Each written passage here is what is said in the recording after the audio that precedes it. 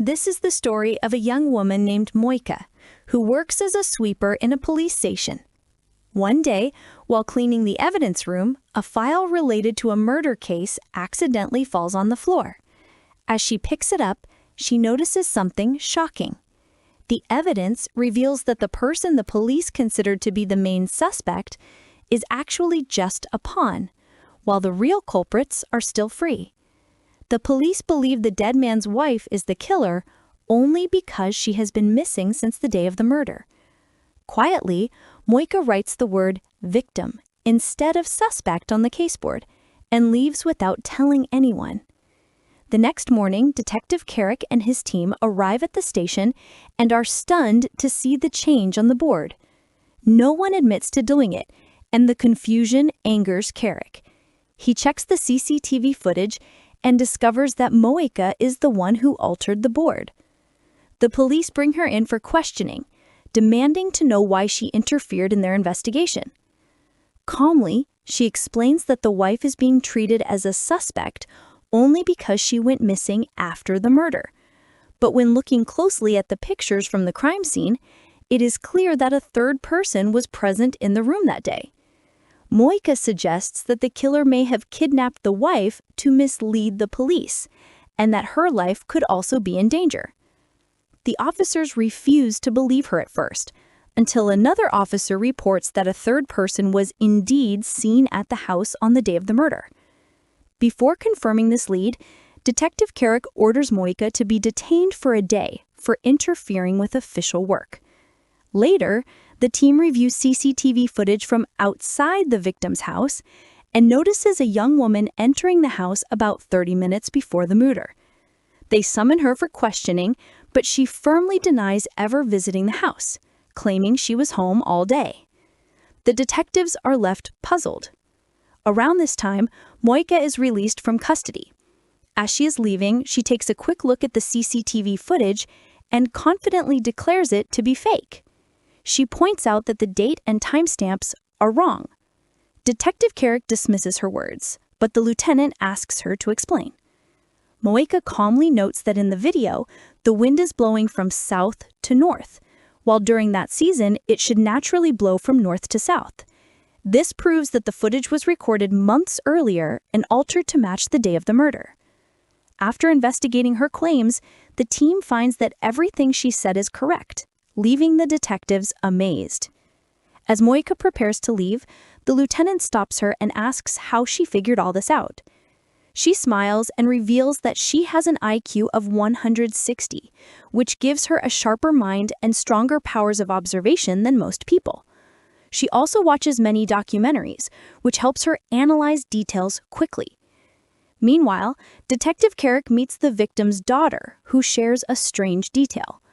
She tells him that a woman named Sarah once sent a letter to her mother, but before her mother could respond, Sarah mysteriously died. Carrick grows curious about the letter, suspecting it may hold a vital clue to the murder. He informs the lieutenant about it, and, realizing the case is becoming more complicated, the lieutenant requests Moika to help. The letter is believed to be in the missing wife's office, so Detective Carrick visits the office and requests permission to search. The boss refuses. While explaining the case and timeline to Moika inside the office, she notices that the missing wife's sister shows no real concern about her sibling, even though she is closely connected. Moika also observes that the sister is a biologist and seems to be hiding something, but Carrick sees nothing suspicious. Determined to find the letter, Moika sneaks into the office at night under the pretense of cleaning and secretly takes it. When she presents the letter to Carrick, he becomes furious, warning her that she could face jail again for stealing evidence. Moika calmly insists that the letter must be read. The letter reveals that a powerful man named Brian had been harassing Sarah, a woman of high social standing, and Sarah wanted to file a case against him. She sought the help of the missing wife, but before anything could be done, Sarah died. Brian now becomes a key suspect. Carrick summons him for questioning, but Brian confidently denies any involvement, claiming he was not present on the day of the murder. Soon after, officers outside discovered that Brian was actually in Fountain City on the supposed day of the murder. Before the interrogation can proceed, the office boss arrives to take legal action against Moika for stealing the letter. Frustrated, Carrick scolds Moika again for risking the case and delays caused by her actions. He even removes her from the investigation. However, the next day, Carrick realizes he needs her sharp mind and asks for her help again. He can't figure out Brian's true connection to the murder. Moika begins to suspect that the murder didn't happen on the day it appears to have happened. She suggests that it might have taken place earlier, and the timeline was manipulated to mislead the police. Carrick is shocked and asks her to explain. Moika takes him to the victim's house and shows that the temperature inside is unusually low, which prevented the body from decomposing and kept the bloodstains looking fresh. Carrick still struggles to understand, so Moika explains further. She points out that Lynette, the missing wife, has a sister who remains oddly unconcerned about her disappearance. At her house, Moika notices several artifacts from Fountain City, proving that she recently visited there. The twist is that she traveled to Fountain on the exact same dates that Brian did, suggesting a deeper connection. From these details, Moika concludes that Brian is actually the sister's lover. When Brian learned that Lynette was helping Sarah with the case against him, he tried to intimidate Lynette to back off. During an argument, Lynette's husband attempted to scare Brian with a gun, but Brian fought back, causing the gun to accidentally fire and kill him. To cover this crime, Brian and the sister planned everything carefully. They kidnapped Lynette to make it look like she had killed her husband and fled. The sister, being a biologist, helped Brian lower the house temperature to preserve the body and falsify the timeline.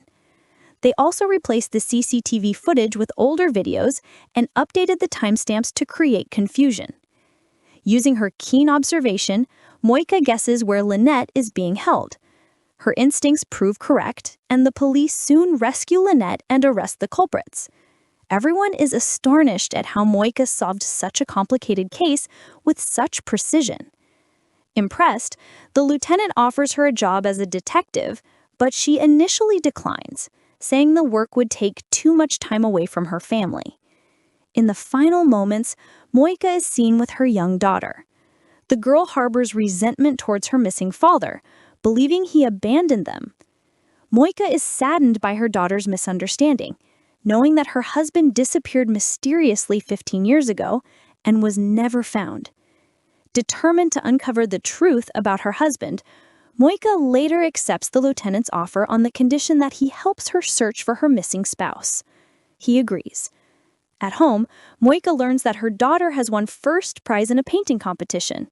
Excited, she proudly shows her daughter some of her father's old paintings. But this only angers her daughter, who still believes her father left them by choice.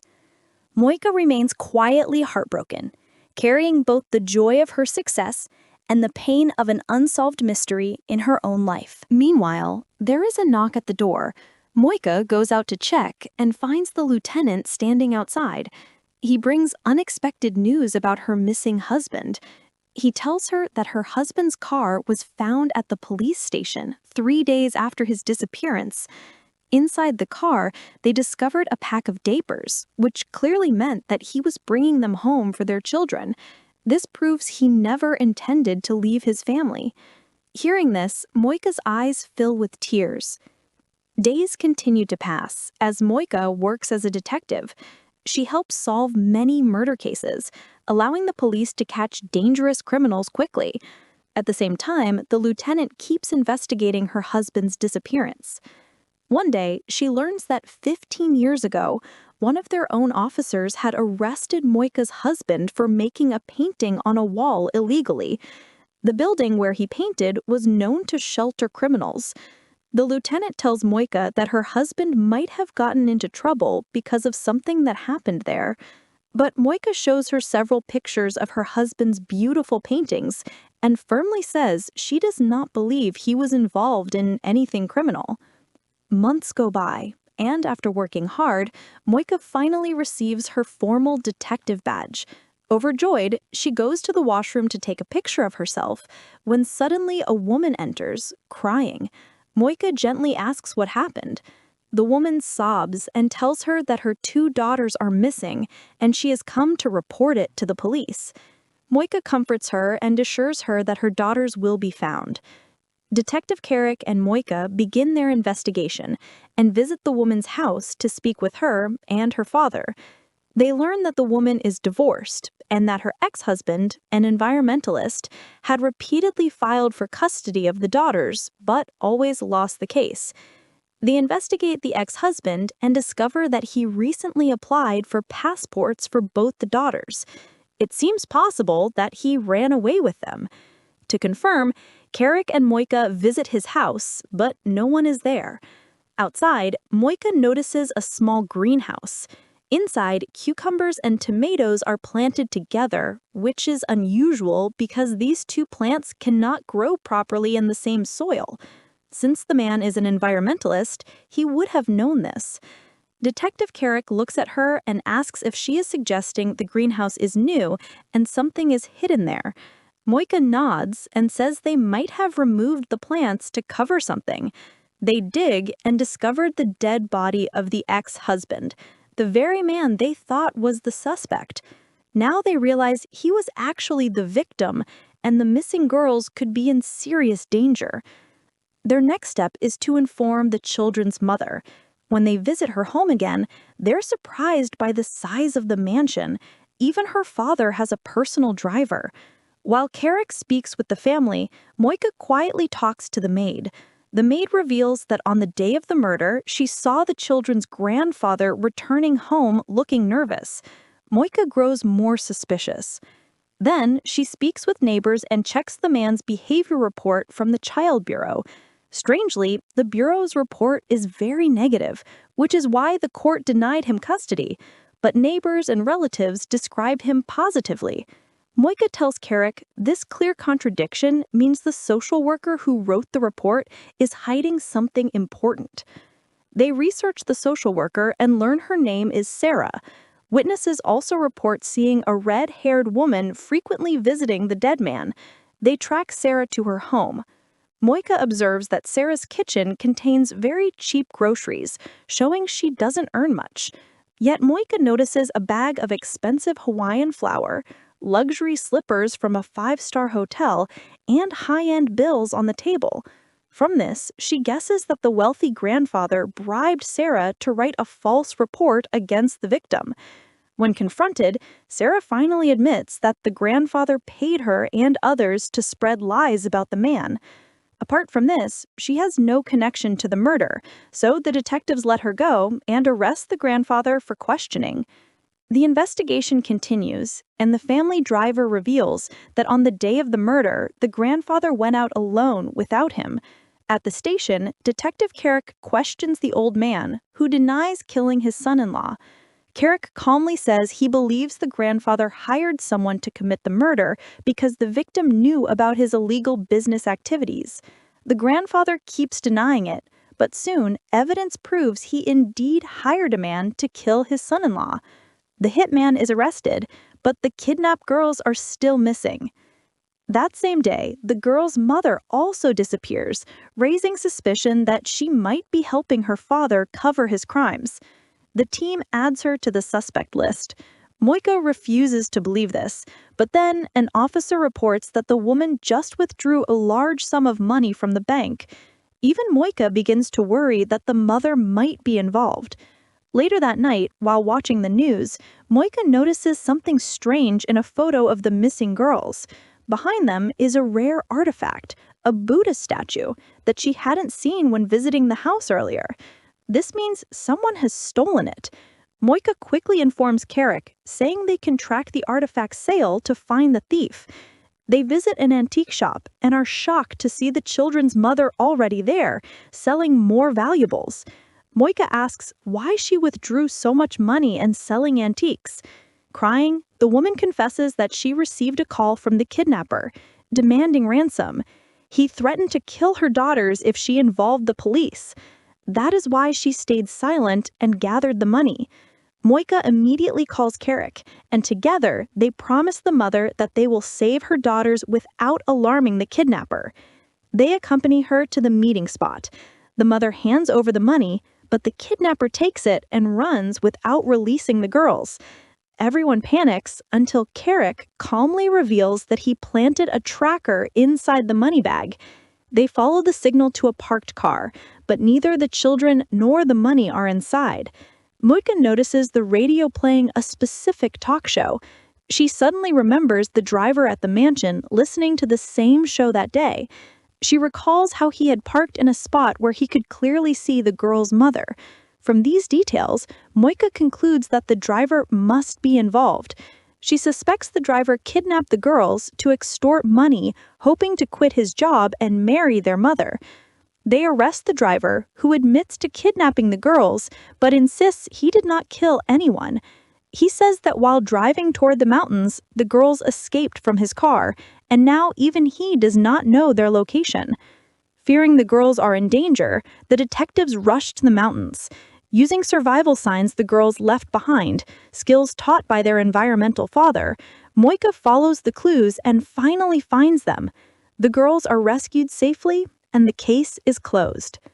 The next day, as promised, Moika brings her daughter to the police station to show her around.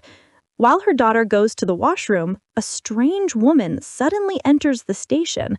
She is quick and clever, grabbing a gun from an officer and holding everyone hostage. She announces that bombs have been planted throughout the building. She is not alone. Her partner is also inside.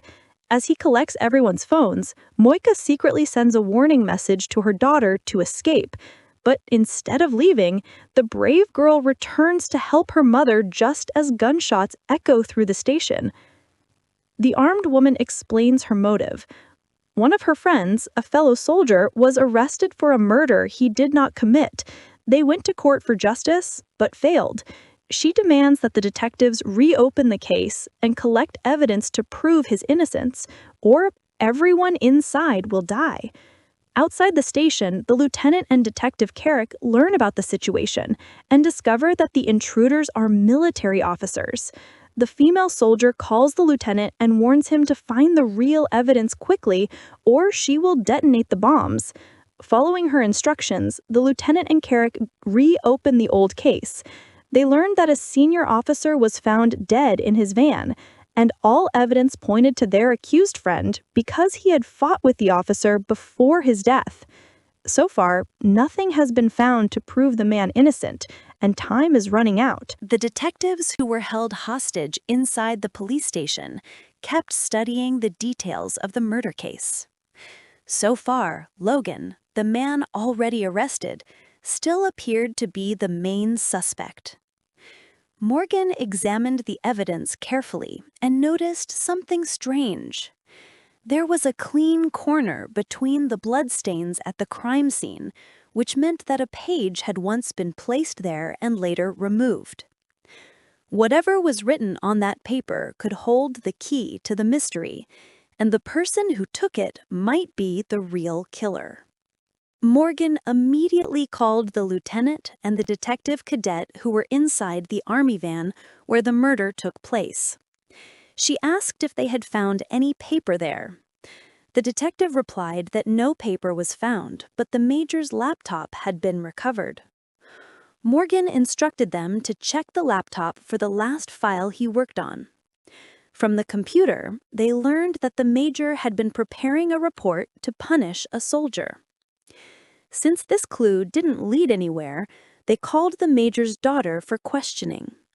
She revealed that the night before his murder, her father canceled their planned dinner, something he had never done before.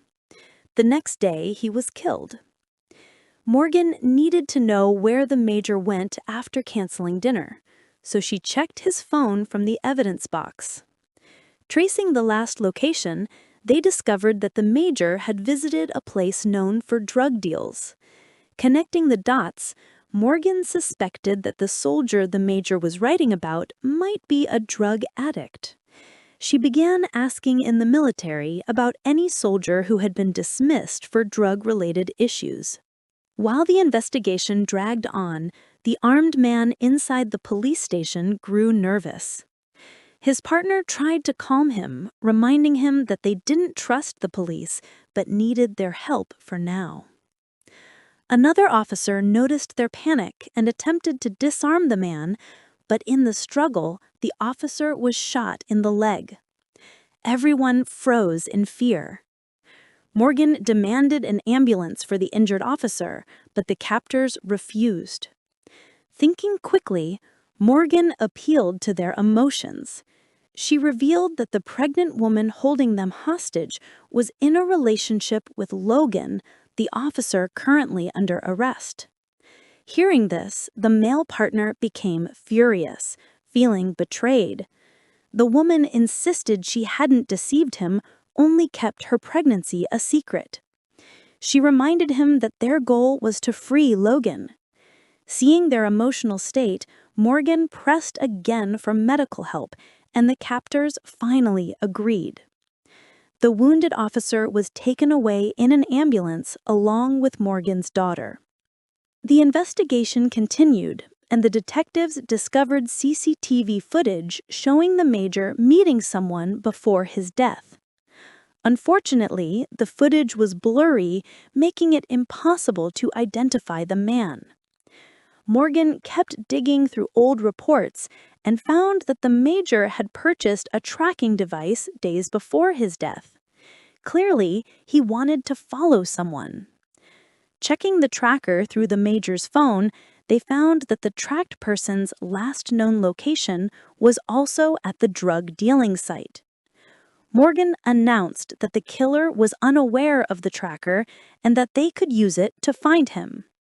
The signal revealed that the same man had entered the major's army van on the night of the murder. Using the tracker, Detective Carrick rushed to the location and arrested the man. The case seemed solved. Terrified to being exposed, the male captor knocked his partner unconscious and threatened to blow everyone up with a bomb. Morgan calmly told him there was no bomb because no detection dogs had reacted when they entered the building. The woman regained consciousness and admitted that the bomb threat was a lie she had invented. The captors were arrested and all hostages were freed. Morgan immediately reunited with her daughter, relieved that everyone was safe. Logan was also released, as it was now clear he was not the murderer. Days later, the lieutenant called Morgan to her office with an update on her missing husband's case. They had discovered a man named Geo Cornforth who had met Morgan's husband several times before his disappearance. Morgan did not recognize the name, so the lieutenant arranged a meeting. When they questioned Cornforth, he denied knowing her husband. Desperate, Morgan offered to do anything if he helped her find her husband. Cornforth agreed on one condition. His nephew, currently in jail, must be released. The lieutenant accepted the deal and assigned Detective Carrick to handle the case and help free the nephew. Later, while Morgan was heading home with food, Cornforth approached her again.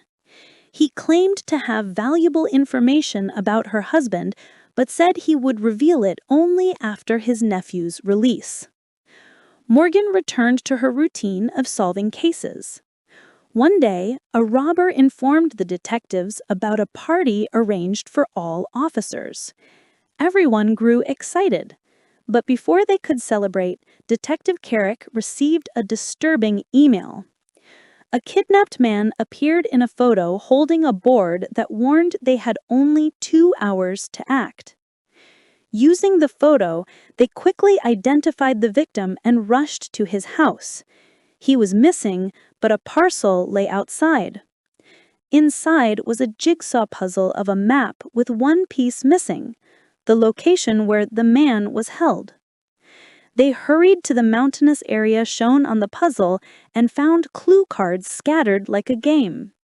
Solving each puzzle, they finally reached the captive and rescued him. When the man recovered, he explained he was attacked on his way home, blindfolded, and forced to play strange games. The kidnapper always wore a mask, so he never saw his face. Morgan guessed that the kidnapper was obsessed with children's games because every clue involved playful riddles. That night, Cornforth called Morgan again. He told her that days before her husband vanished, he had been worried about the family's safety and was working with a woman named Leif Flynn.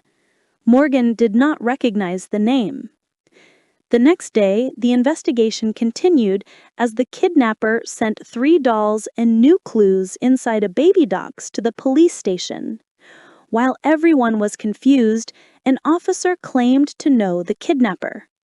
He said the suspect was part of a therapy group for people abandoned by loved ones.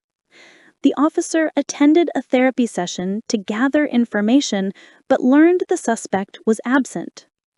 Other members described him as strange and deeply affected by his sister leaving him. He often spoke of playing games with her before she left. From the group, they obtained his address. Morgan and Detective Carrick searched his apartment and found it ransacked as if a fight had taken place. When they turned off the lights, glowing letters revealed a message: "You can never talk in the dark." Morgan instantly realized that only deaf people cannot communicate in darkness because they rely on sign language. Examining the dolls, she saw their hands positioned in sign language gestures. Decoding them revealed another message leading to a new location. There, they found another hostage locked inside a safe. Using a crucifix as a clue, Morgan cracked the password and rescued the woman, who was also a member of the same therapy group. The lieutenant concluded that the kidnapper was targeting people similar to himself. She ordered protection for all group members and reminded everyone about the detective party that night. As the team prepared, Morgan received a message from Cornforth with a time and location, promising more information about her husband. Meanwhile, Detective Carrick met an FBI friend to ask about Leif Flynn. To his shock, the FBI agent revealed that Leif Flynn was an undercover FBI operative who was killed 15 years ago. Before leaving, the agent handed Carrick a file containing her full biography. That night, one of the therapy group officers prepared to attend the party. As soon as he sat in his car, the airbag exploded and a masked man appeared. It was the kidnapper. While the others enjoyed the party, they noticed the officer's absence and tried to call him, but he didn't answer. The lieutenant sent someone to check his house. At the party, Morgan and Carrick were dancing when they were interrupted by an emergency call. The officer sent to check reported that the missing detective's airbag had burst and he was nowhere to be found. A clue left in the car confirmed the same kidnapper was responsible. Following the new puzzle, Morgan discovered it pointed to a large mansion with a swimming pool. They rushed there and found the kidnapped officer tied underwater wearing an oxygen mask. Morgan and Carrick quickly rescued him. The next morning, Carrick continued working on Morgan's husband's case. After intense questioning, Cornforth finally shared more information. Meanwhile, Morgan went grocery shopping with her family. At the store, a young man kindly helped them with their bags. When they returned home, they found a strange box in their groceries with a sticker on it that read, "You are the Morgan." At the station, the recently rescued officer sketched the kidnapper's face. When the drawing was sent to Morgan, she froze.